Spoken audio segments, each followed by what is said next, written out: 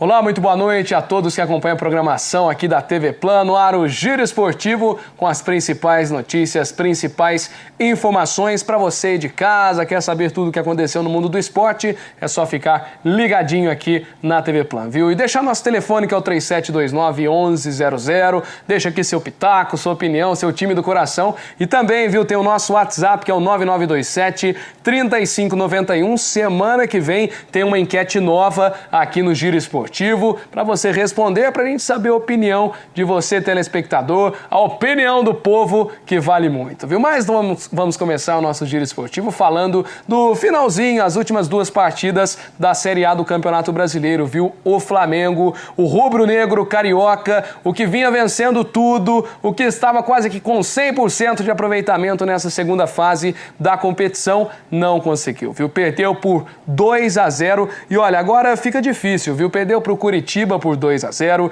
precisa enfocar e nessa partida o Curitiba conseguiu de fato, o Coxa dominou tudo nessa partida em 2-0. A gente pode falar até que o Flamengo ficou perdido, não conseguiu jogar bem durante o jogo, deve também ter algumas mudanças para o próximo jogo. O técnico Oswaldo de Oliveira, que em seus depoimentos falou que tem que melhorar, falou que não pode também ficar muito focado na questão só de fazer gol, porque os gols sofridos pelo Curitiba, gols também em jogadas de contra-ataque, jogadas que poderiam ter sido evitadas, mas não tiramos o mérito do Curitiba, que foi superior, que conseguiu mesmo mostrar um bom futebol. E isso que tem que ser feito, tem que mostrar o bom futebol, tem que mostrar que não é só as grandes equipes, o Curitiba que não é uma das principais equipes do campeonato, não é uma das principais equipes cotadas ao título, mas conseguiu atropelar o Flamengo, venceu por 2-0, teve gol de pênalti e em uma jogada que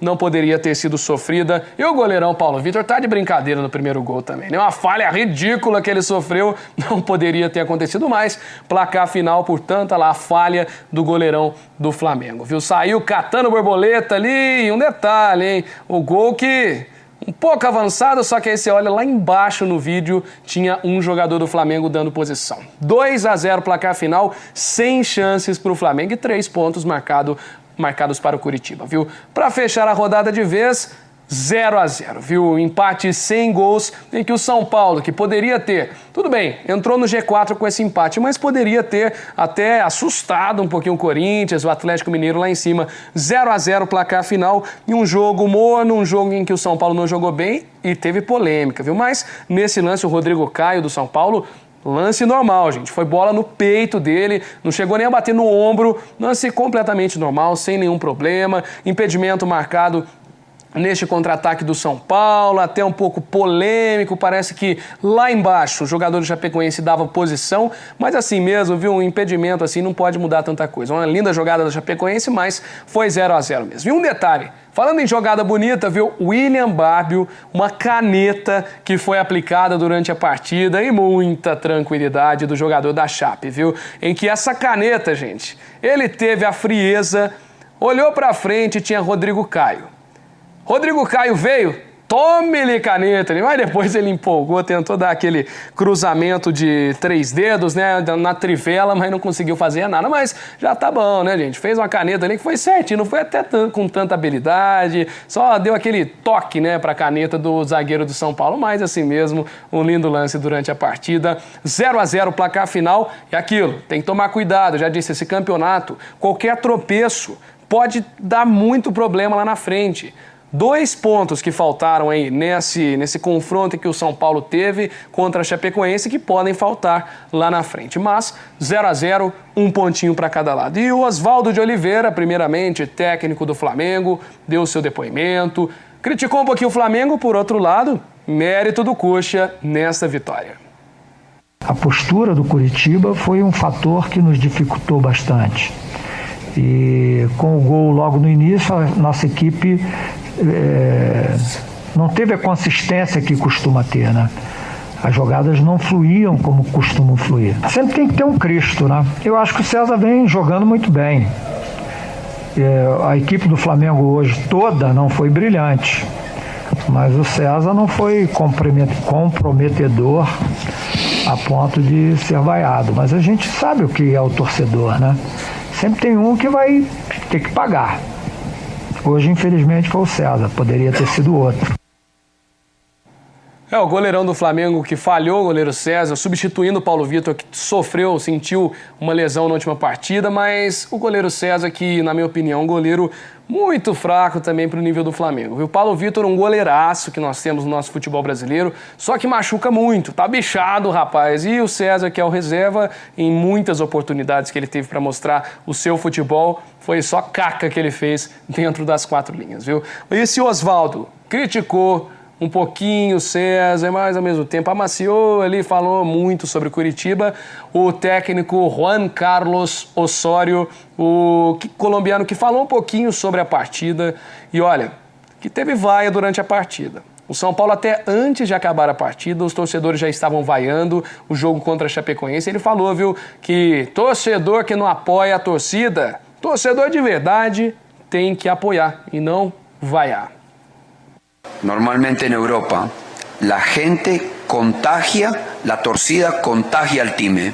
Mas en Sudamérica tenemos todo lo contrario. El time tiene que contagiar a la gente. Pero un verdadero torcedor aplaude y tuerce por su equipo, desde el principio hasta el fin. Porque los atletas son seres humanos como todos. Y cuando uno recibe información que una persona fala esto, al día siguiente otra persona le contesta otra carta, por favor. Muitas pessoas falando demasiado, demais.